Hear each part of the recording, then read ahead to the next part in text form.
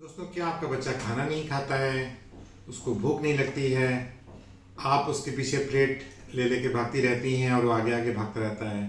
अगर आपके घर में ऐसा होता है तो ये वीडियो आपके लिए ही है।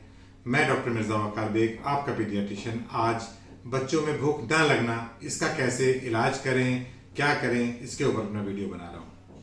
दोस्तों, अगर अभी तक आप लोगों ने मेरे चैनल को सब्सक्राइब नहीं किया है तो मेरी रिक्वेस्ट है कि प्लीज़ मेरे चैनल को सब्सक्राइब कीजिए, बेल आइकॉन दबाइए ताकि मेरा आने वाला नया वीडियो आपके पास तुरंत पहुंचेगा। ठीक है दोस्तों, तो अपने वीडियो को शुरू करते हैं। दोस्तों, बड़ी कॉमन प्रॉब्लम है, मेरे पास मदर्स आती हैं कि साहब मेरा बच्चा खाना नहीं खाता है, जंक फूड खाता रहता है, बिस्किट खा लेगा, चिप्स खा लेगा, बट जब खाने का समय आता है तो खाना नहीं खाता है। तो बताइए मैं क्या करूँ?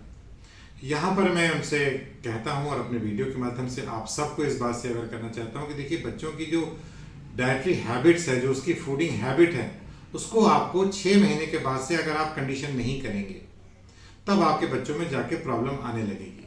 अक्सर मैं देखता हूँ कि 2 साल का बच्चा है, बॉटल पी रहा है, 3 साल के बच्चे हैं, बॉटल फीड कर रहे हैं और बच्चे मिल्क पे ही ज़्यादा डिपेंडेंट हैं। तो ये एक इम्पॉर्टेंट फैक्टर है कि बच्चा जब 3-4 साल का हो जाता है तो वो खाने से वो भागने लगता है, क्योंकि उसको आपने शुरू में कंडीशन नहीं किया।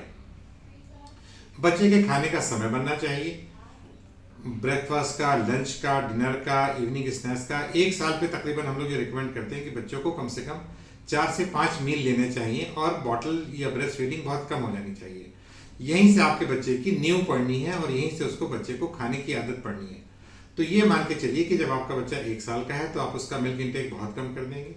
दिन भर में आप उसको कोई बॉटल फीड या ब्रेस्ट फीड नहीं कराएंगे और उसका टाइमिंग के हिसाब से लंच का टाइम उसका डिसाइडेड होना चाहिए, ब्रेकफास्ट का टाइम डिसाइडेड होना चाहिए, इवनिंग स्नैक्स का टाइम डिसाइडेड होना चाहिए, डिनर का टाइम।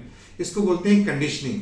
यानी कि अगर आप उसको रोज 9 बजे ब्रेकफास्ट देंगे तो 9 बजे उसके ब्रेन का जो हंगर सेंटर है फिर वो स्टिमुलेट होगा और 9 बजे उसको भूख लगेगी और जब आप खाना देंगे तो वो शौक से खाएगा। होता क्या है कि आप अपनी मर्जी के हिसाब से जब बच्चे को खाना देते हैं, हैपेसाइड देते हैं, तो उसकी ब्रेन की ट्यूनिंग नहीं हो पाती है और उसके ब्रेन को अंदाजा नहीं लगता है कि अब हमारे हंगर टाइम क्या है और सैटिस्फैक्टरी टाइम का क्या है। तो यहाँ पर अगर आप, जाहिर सी बात है, अगर आप किसी बच्चे को भूख ही नहीं लग रही है, उसके अंदर से खाने की डिमांड आ ही नहीं रही है, तो आप उसको ज़िंदगी में कभी खाना नहीं खिलाएंगे और वो आगे आगे भागता रहेगा। आप उसके प्लेट लेके पीछे पीछे भागते रहेंगे। तो पहला काम क्या करना है, बच्चे की आपकी टाइमिंग फिक्स करनी है। दूसरी बात ये करना है कि बच्चे को आपको खाना ऑफर करना है और 20 से 25 मिनट के अंदर आपको बच्चे को खाने को फिनिश कराना है।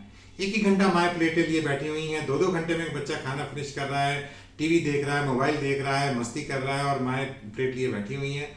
ये मैं हाईली डिस्करेज करता हूँ। इस तरह से आपके बच्चे की पर्सनालिटी भी खराब हो रही है और वो बच्चा जिद्दी भी हो रहा है और उसको खाने की एक तरह से बेइज्जती कर रहा है, जो कि कहीं भी अन्य की बेइज्जती किसी भी धर्म में कबूल नहीं है। तो ये बच्चा जब इस तरह की खाने की बेइज्जती करेगा तो जाहिर सी बात है उसके बदन में वो खाना लगने वाला नहीं है।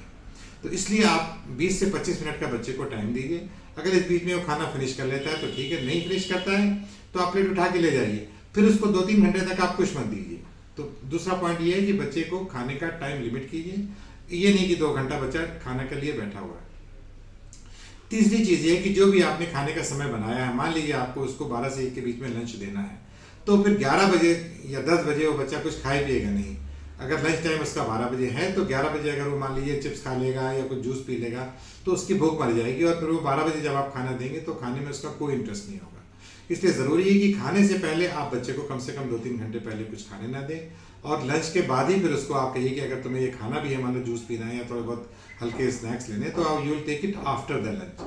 तो ये चीज़ आपकी डिसाइड होनी चाहिए कि खाने से पहले आप उसको कुछ नहीं देंगे। और तीसरी बात या चौथी बात ये कहिए कि बच्चे को मार पीट के खाना बिल्कुल मत खिलाइए।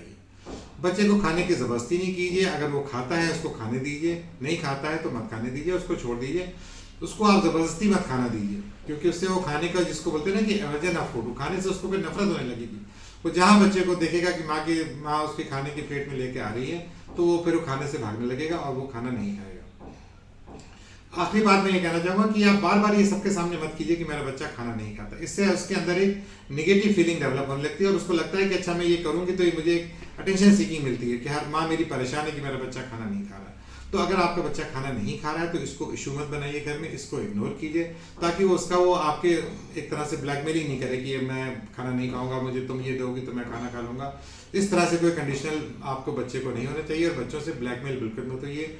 छोटा बच्चा ज़रूर है, बट अगर आप सोचेंगे कि वो बेवकूफ़ है तो वो बेवकूफ़ कतई नहीं। They are very smart individuals. वो सारी तरीके से अपने माँ बाप के हरकतों को जानते हैं और किस तरह से उनको अपने बच्चों माँ बाप को ब्लैकमेल करना उन्हें सब मालूम होता है।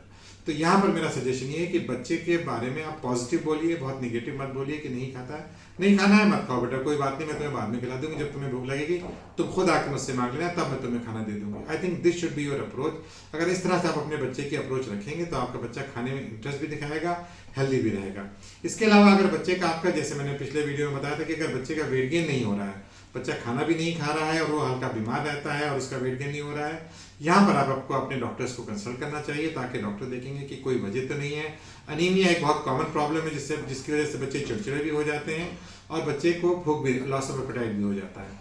तो आपका बच्चा एनीमिक नहीं होना चाहिए, आपका बीमार नहीं होना चाहिए। इसके लिए आपको अपने पीडियाट्रिशियन से कंसल्ट कीजिए, वो आपके बच्चे को देख के बताएगा। अगर वो कहते हैं कि सब कुछ ठीक है तो जो मैंने बताई हैं चीज़ें उसको आप फॉलो कीजिए, तो ज़रूर आपका बच्चा हेल्दी भी रहेगा और खाने के प्रति उसकी खाने की इज्जत भी करेगा और खाने को शौक से खाएगा भी। ठीक है दोस्तों, अगले वीडियो में फिर मुलाकात होगी। Bye bye, take care, see you.